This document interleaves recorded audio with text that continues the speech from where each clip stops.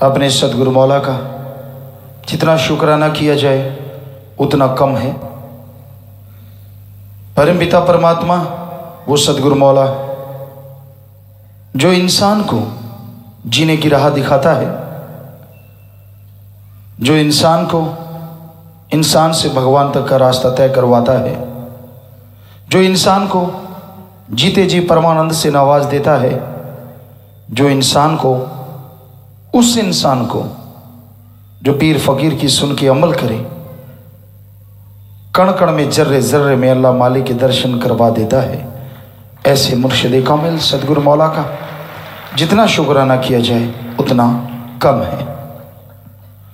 इंसान कभी भी उसका शुक्राना करना ना भूले। एक कदम उठाते हो, क्या मालूम अगले कदम में आपके लिए क्या रखा है। हमने तो अपने सदगुरु मौला से एक ही चीज़ सीखी है कि अपने सदगुरु का शुक्राना, सदगुरु ही अल्लाह ताला मालिक राम पीर फकीर सब कुछ, और उन्होंने वो सब कुछ दिखाया जो कल्पना से परे होता है।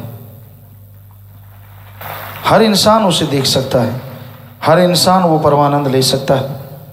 तो इसलिए भाई ये मत सोचो कि भाई हाँ अब क्या है, क्या मालूम ज़िंदगी कितनी है और क्या मालूम आपके आने वाले टाइम में आपके लिए क्या रखा है।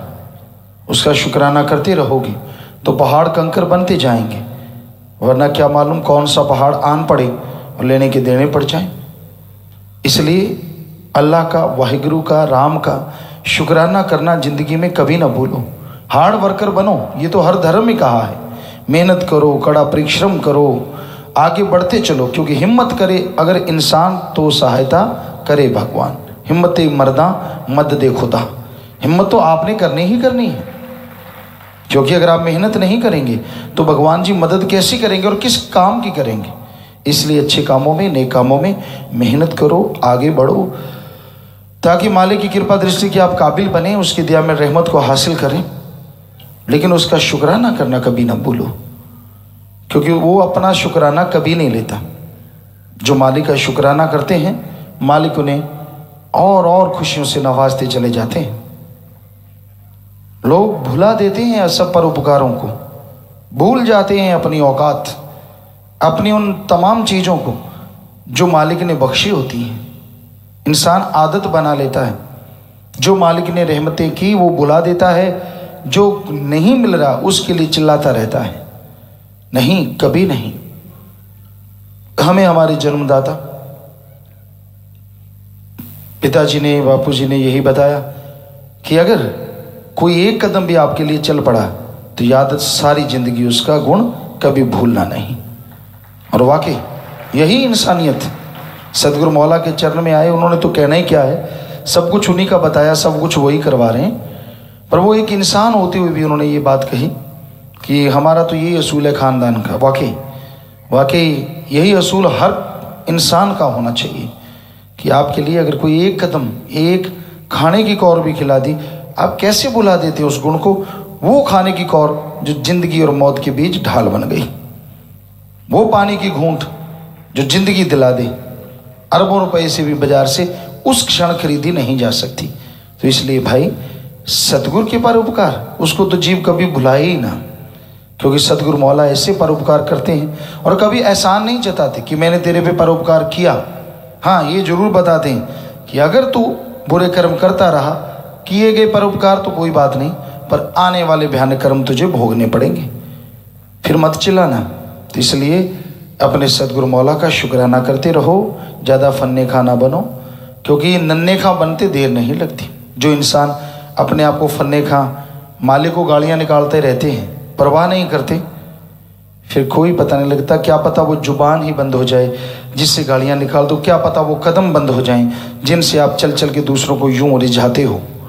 इसलिए ऐसे कर्म ना करो, फिर पछताओगे। हमने देखा है कई केसेस में, आजमाया है, बचनों के द्वारा समझाया, सत्संग में समझाया, ना जी मानना नहीं, और फिर वो हश्र होता है ज़िंदगी का, ना जीते में ना मरते में। इसलिए वो स्थिति आने से पहले पहले सुधर जाओ, छोड़ दो बुराइयां, छोड़ दो अहंकार, खुद ही करो जाप राम का, करो गुणगान परोपकारों का जो सतगुरु मौला ने किए हैं, उस परमपिता परमात्मा ने किए हैं। कोई परोपकार गिनाता है तो टोंट ना कसो, क्योंकि परोपकार गिनाना सुनाना दिल गुर्दे की बात है। पीर फकीर के सामने अगर कोई झूठ बोलता है तो कुलों तक रगड़ा चला जाता है, और सच बोलता है तो कुलों तक खुशियां चली जाती हैं। ये दो ही चीज़ें होती हैं। तो इसलिए कहीं ऐसा ना हो खुद ही मजाक बन के रह जाओ। कोई मालूम नहीं, कुछ पता नहीं चलता इस काल की नगरी में। चलते चलते सिक्का कब खोटा हो जाए। चल रहा है, बढ़िया दाम मिल रहे हैं, और जब खोटा हो जाए तो ठक ठक ठक कुछ भी नहीं। तो इसलिए भाई जिंदगी का कोई भरोसा नहीं। हारमोनियम बजता है, बजते बजते कब उसकी सुरें बिगड़ जाएं और वो बेसुरा हो जाए कुछ मालूम नहीं। तो चलो उसको तो फिर भी कारीगर से सुरों में लाया जा सकता है। अब ढोल की फट गई बजते बजते तो चलो फिर से उसको चेंज किया जा सकता है। लेकिन अगर शरीर में कुछ ऐसा हो गया तो फिर उसको वापस लाने में पता नहीं कितना टाइम लगे। कोई बीमारी लग गई, अंगहीन हो गए, अपंग हो गए, या ये पुर्जा ही हिल गया तो जाना इधर है, जाओगे इधर, बोलना कुछ और है, निकलेगा कुछ और। तो क्यों क्यों क्यों घमंड में, अहंकार में अपने अच्छे खासे जीवन को बर्बाद करने पे इंसान तुल जाता है।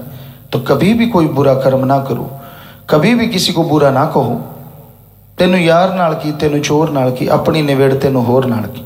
कौन क्या करता है क्या नहीं करता किसी को कुछ लेना देना नहीं होता। चोर चोरी कर रहा है तो इसका मतलब ये थोड़ा कि आप भी चोरी करो। जुआरी जुआ खेलता है, सारा कुछ बर्बाद करता है, इसका मतलब ये नहीं कि आप भी जुआ खेलो। ठीक है, कौन क्या करता है फर्ज है एक सत्संगी का प्यार मोहब्बत से समझाना।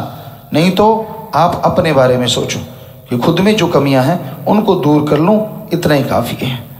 तो भाई राम नाम पे चलने वाले ऐसे ही चला करते हैं, भक्ति इबादत करने वाले ऐसे ही चला करते हैं, और मालिक का पल पल शुक्राना करते हैं। जो शुक्राना करते रहते हैं मालिक उनके कर्म पहाड़ जैसे चुटकियों में उड़ाते रहते हैं, पता ही नहीं चलने देते। इंसान को याद रखना चाहिए जब गम आता है, दुख दर्द भयानक कोई परेशानी आती, क्यों ना उससे पहले ही भक्ति कर ली जाए, क्यों ना पहले ही उससे अपने सतगुरु मौला पे दृढ़ यकीन रख के आगे बढ़ते जाओ, ताकि वो परेशानियां आए ना और मालिक की खुशियों के आप हकदार बनते चले जाएं।